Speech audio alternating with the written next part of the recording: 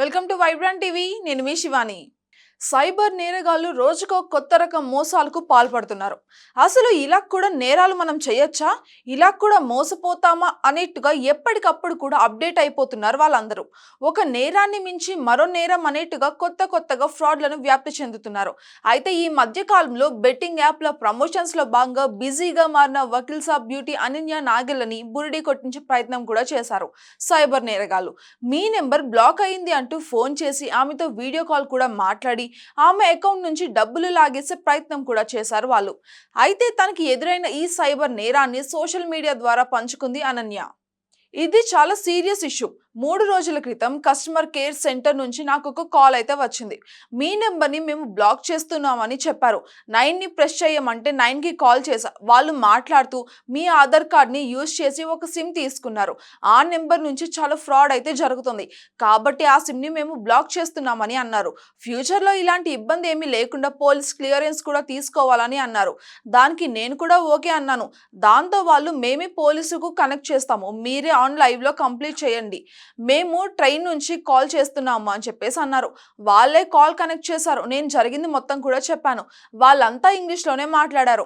ముంబై వచ్చి కంప్లైంట్ ఇవ్వాలన్నారు. నేను హైదరాబాద్లో ఉన్నా అని చెప్తే సరే స్కైప్ ద్వారా వీడియో కాల్లో కంప్లైంట్ ఇవ్వండి, మేము యాక్షన్ తప్పకుండా తీసుకుంటామని అన్నారు.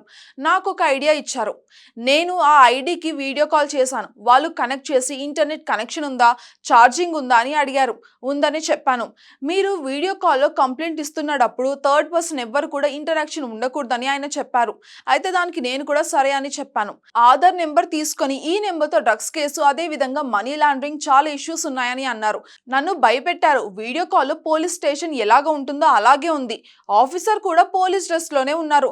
ఒక 10 నిమిషాల తర్వాత వీడియో ఆపేశారు వాళ్ళు. జస్ట్ ఆడియో మాత్రమే వినిపిస్తోంది నాకు. ఎంత కమిషన్ తీసుకున్నావు నువ్వు, ఈ నెంబర్తో ఏమేమి ఫ్రాడ్ చేశావు, కేసు ఫైల్ చేస్తున్నాము, జైల్లో వేస్తామని అన్నారు. నాకు వాళ్ళ మాటలు విని చాలా భయం వేసింది, ఏడుపు కూడా వచ్చింది. ఆ తర్వాత వేరే వ్యక్తి కాల్లోకి తీసుకున్నారు.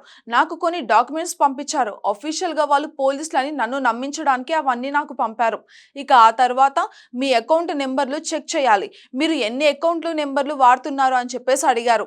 ఇక దానికి నేను 2 అని చెప్తే వాటి నుంచి కొంత అమౌంట్ మాకు ట్రాన్స్ఫర్ చేయాలని థర్డ్ పర్సన్ అకౌంట్ నెంబర్ కూడా పంపారు. నాకు డౌట్ వచ్చింది. నేను తిరిగి క్వశ్చన్ చేస్తూ ఉంటే వాళ్ళందరూ సరిగ్గా సమాధానమే చెప్పలేదు. వెంటనే నేను గూగుల్ చేశాను. ఇది ఫ్రాడ్ అని తెలిసిన తర్వాత నేను గట్టిగా అరిచాను. వాళ్ళు నాకంటే ఎక్కువ గట్టిగా అరిచారు. పోలీసులకు కంప్లైంట్ ఇస్తాను అని అనేసరికి వాళ్ళు ఫోన్ కట్ చేశారు. ఇక ఆ తర్వాత ఈ విషయాన్ని నా ఫ్రెండ్తో నేను షేర్ చేసుకుంటూ ఉంటే చాలా మంది ఇలాగే బెదిరిస్తున్నారని నాకు తెలిసింది. ఇక అమ్మాయిలని టార్గెట్ చేసి అందరు కూడా భయపెట్టాలని చూస్తున్నారట. ఇక ఇలాంటి స్కామ్లు చాలా జరుగుతున్నాయని కూడా తెలిసింది. ఎవరైనా మనీ అడుగుతున్నారు అంటే అది సైబర్ క్రైమ్. ఇలాంటి విషయాలలో మనం చాలా జాగ్రత్తగా ఉండాలి అంటూ హెచ్చరించింది అనన్య. అయితే అంతా బాగానే చెప్పింది, కానీ ఈమెతో పాటు అనేక మంది సెలబ్రిటీస్ సైబర్ నేరగాళ్లను మించి మోసాలకు పాల్పడుతున్నారు.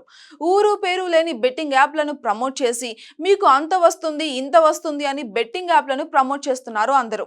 ఇక వీళ్ళ మాటల్ని విని ఆ బెట్టింగ్ యాప్ల ద్వారా డబ్బుల్ని పోగొట్టుకోవడమే కాకుండా ప్రాణాల మీద కూడా తెచ్చుకుంటున్నారు ఆ బెట్టింగ్ యాప్ల ద్వారా. ఇక ప్రభుత్వాలు కూడా దీనిపైన స్పందించి ఇలాంటి బెట్టింగ్ యాప్లను ప్రమోట్ చేసే వాళ్ళందరినీ కూడా లోపలేస్తే అప్పుడు ఇలాంటి సైబర్ నేరాలను అడ్డుకోవచ్చు అని అంటున్నారు. ఇంకా చెప్పాలంటే సైబర్ నేరగాళ్లకు అన్అఫీషియల్ గా ఇలాంటి ఫ్రాడ్లు పాల్పడుతూ ఉంటే అనన్య లాంటి సెలబ్రిటీలు అఫీషియల్ గానే బెట్టింగ్ యాప్లను ప్రమోట్ చేస్తూ సైబర్ నేరాలకు పరోక్షంగా కారణమవుతున్నారు. For more updates, subscribe to Vibrant TV.